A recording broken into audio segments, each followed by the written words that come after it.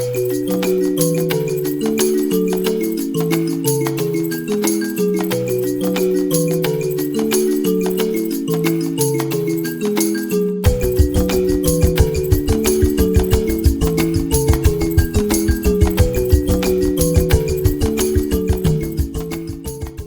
buenas a todos, me llamo David Marchán Martínez, soy graduado en Periodismo por la Universidad Complutense de Madrid y este es el primer programa de Moviendo los Hilos.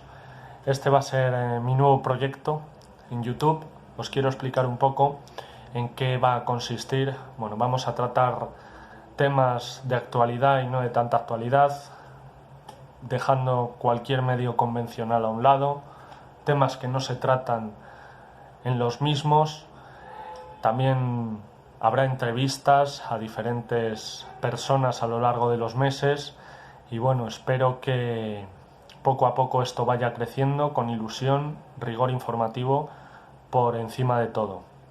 Ahora voy a entrar en cuestión al primer tema que quiero tratar y es la crisis informativa, ¿no?, que hemos vivido estos meses atrás en referente a la pandemia del coronavirus. Me voy a centrar sobre todo aquí en España, ¿no?, que he visto yo como periodista cosas pues que no pertenecen precisamente a la profesión periodística. Hemos visto en muchos telediarios, en muchas tertulias, cómo en el mes de febrero, de marzo, se tildaba a esta enfermedad como una mera gripe. Se lo tomaban a guasa, a risa, sin ya concienciar a la población y sin un rigor informativo concreto para la misma, ¿no? Nos han intentado siempre apartar la realidad, dejarla a un lado, no sabemos bien con qué fines. Nos han tratado como meros niños, ¿no? Imágenes preocupantes que veía yo en los informativos. Se trataba a los fallecidos como meros números, como una cifra más, de récord. Día en día, cuando se superaba la cifra de fallecidos del día anterior, se hablaba de mero récord, sin poner una cara, un nombre a esa persona y por consiguiente detrás a esa familia que lo está pasando muy mal en ese momento, y simplemente se dedicaban a dar cifras como si de economía se tratase, ¿no? Luego, otra cosa que he visto y que también me ha preocupado un poco es el diferente tratamiento informativo que ha habido de la pandemia aquí en España, de noticias provenientes de aquí mismo y de otros países, ¿no? En otros países parecía que sí era más grave. En Estados Unidos, por ejemplo, cuando tienen 300 o más de 300 millones de habitantes, pues sí, obviamente por proporción va a haber más fallecimientos diarios, ¿no? Pero en ratio muerte por millón de habitantes era más grave la situación que estaba ocurriendo aquí en España, y así pasa con muchos otros países, ¿no? Pongo el ejemplo de Estados Unidos pues porque es uno de los países con el foco siempre puesto encima suyo. Entonces se atrevían a poner imágenes cruentas, ¿no?, de enterramientos en fosas comunes, que me parece bien porque eso es lo que está pasando. El periodista siempre tiene que ser el intermediario entre la persona y la noticia, y siempre contarlo con rigor informativo independientemente de tu ideología y de tu creencia, porque para eso nos preparan. Sin embargo, aquí aparecían imágenes continuamente de festejos en las UCIs o cuando una persona salía de la UCI, hospitales, risas, que no está mal, porque también hay que dar esa cara positiva de la noticia, porque eso también pasa. Pero una vez que hablas de eso, también tienes que tocar la de fallecimientos, lo de las residencias de ancianos, que ha sido una masacre, y no porque tengan 90, 100 o 130 años tienen menos derecho a vivir, pero eso no se quería ver o no se quería mostrar. Quiero citar en esta parte la portada de El Mundo, pero no porque sea El Mundo. Si hubiese sido cualquier otro periódico lo hubiese hecho igual, con la pila de cadáveres del Palacio de Hielo, de aquí de Madrid. Esa fotografía causó un revuelo enorme, sobre todo en redes sociales, criticando mucho a dicho periódico. Pero esa era otra parte de la realidad. ¿Que no era positivo, que no era agradable de ver? Claro que no, pero tenía que transmitirse esa noticia. Sin embargo, en otros países, el New York Times, por ejemplo, hizo un homenaje hace unos días en su portada, casi cuando Estados Unidos iba a llegar a los 100.000 fallecimientos, de poner tan solo un 1%, obviamente porque no cabían más, del desastre que ha habido allí. El número 1 de fallecimientos con su nombre y con su edad, haciéndonos ver que no son simples cifras, que no son curvas, que no es economía, que son seres humanos. Y también quiero tocar aquí La Voz de Galicia, un rotativo no muy conocido a nivel nacional, que también ha hecho lo mismo. Ha puesto en su portada, de hace unos días, nombres de fallecidos en homenaje a los mismos. Sin embargo, eso no se ha generalizado. Y en la televisión, que sigue siendo el medio por el cual se informan millones de personas, nos han montado en su mayoría, siempre hay excepciones, pero en su gran mayoría, esto como una fiesta. Y luego, ¿cómo vas a pedir responsabilidades a los ciudadanos de que acaten reglas, de que hagan esto, de que hagan lo otro, si lo has montado como una fiesta? Otra cosa preocupante, a medida que iba avanzando la pandemia, es los bandos que se fueron formando, ¿no? Los de derechas, los de izquierdas, los fachas, antifascistas. Eso que a España nos va persiguiendo desde décadas y décadas atrás, pues se ha ido reflejando, ¿no? No solo en la sociedad, sino dentro del propio periodismo. Es como si los periodistas, en vez de ser periodistas, se fueran convirtiendo en activistas. Un periodista no puede mostrar sus colores. Puede ser afín a unos, tener unas ideas más cercanas a otros, pero nunca ser un radical de la información que solo valga lo que tú prodigues y lo que te venga otro a replicar ya no valga, bajo ningún concepto. Primero analizas la situación, ves por qué el otro puede pensar eso, y una vez lo hayas analizado, pues puedes debatir por qué no va con tus ideales.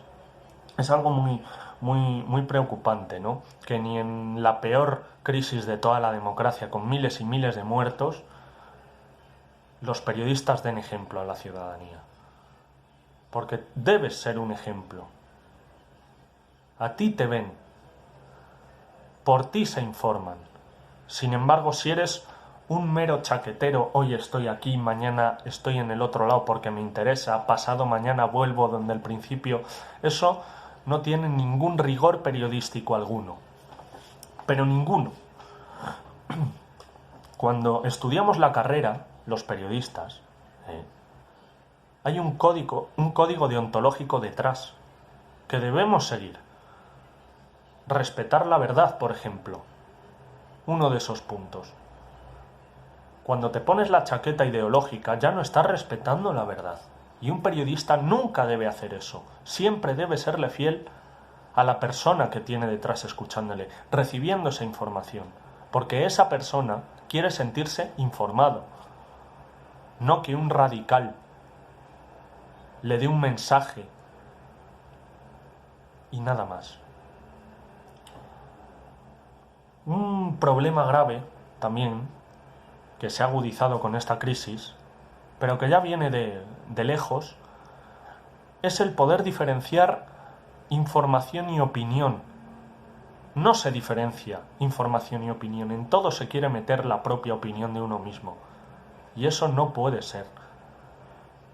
La característica principal del periodista es saber informar, saber comunicar bien un mensaje que por muy abstracto que sea, lo sepas convertir en algo simple para que cualquier persona pueda entenderte. Eso tampoco se está viendo hoy. Rectificación de noticias que has dado y que posteriormente se han confirmado por X o por Y, aunque no lo hubieras dado de adrede, ¿no? A propósito, pero saber rectificar. Mucha gente, por ejemplo en esta crisis del coronavirus, que en febrero o en marzo decía unas cosas, prodigaba unas cosas, y luego se ha demostrado que era totalmente lo contrario, pues varias semanas después no han rectificado, sino que se han sumado al barco de esos que venían diciendo desde hace semanas la gravedad de la situación. Y sin ningún tipo de rectificación alguna. Eso un periodista no lo puede hacer. Y por último, y ya para finalizar el vídeo, este primer vídeo, sé que un poco espeso, pero yo creo que necesario por estos tiempos que corren, ¿no? Es realmente citar a 3 personas, obviamente podrían ser muchas más, pero sobre todo 3 personas que han sido valientes, que se han salido de la línea marcada por todos, como son Iker Jiménez, periodista director de Cuarto Milenio, que ya a finales de enero, principio de febrero, avisó de que esto no iba a ser una broma y de que había que estar preparado. Y con él, un colaborador de su programa, como es Pablo Fuente, que ni siquiera es periodista, pero que ha comunicado 1.000 millones de veces mejor que otros periodistas titulados. Pablo Fuente, a principios de febrero, ya decía lo que iba a pasar en España. Lo decía.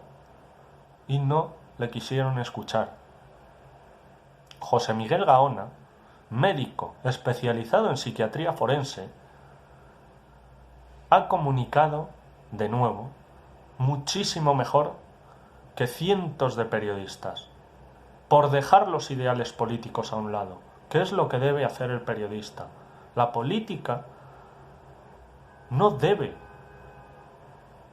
ocultar todo lo que hay detrás. Hay periodistas especializados en política, muy bien.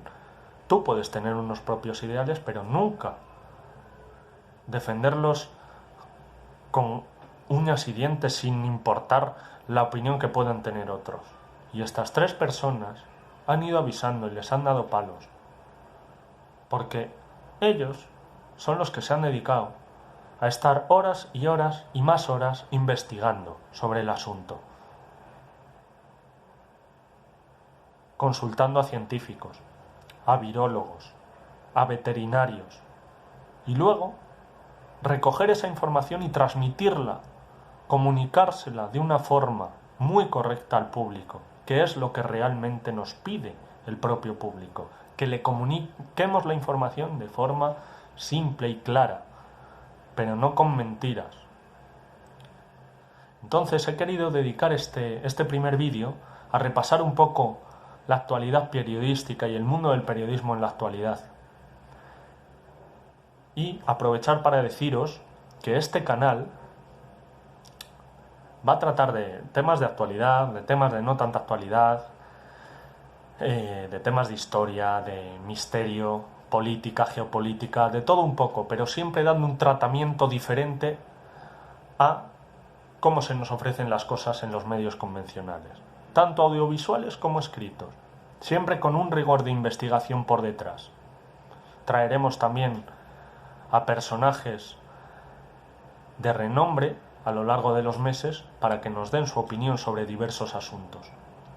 Y ya para finalizar, pues quiero daros las gracias por haber visto este vídeo. Si os ha gustado, darle pulgar hacia arriba y suscribiros, porque más adelante pueden venir cosas muy interesantes. Muchas gracias a todos de verdad y buena suerte.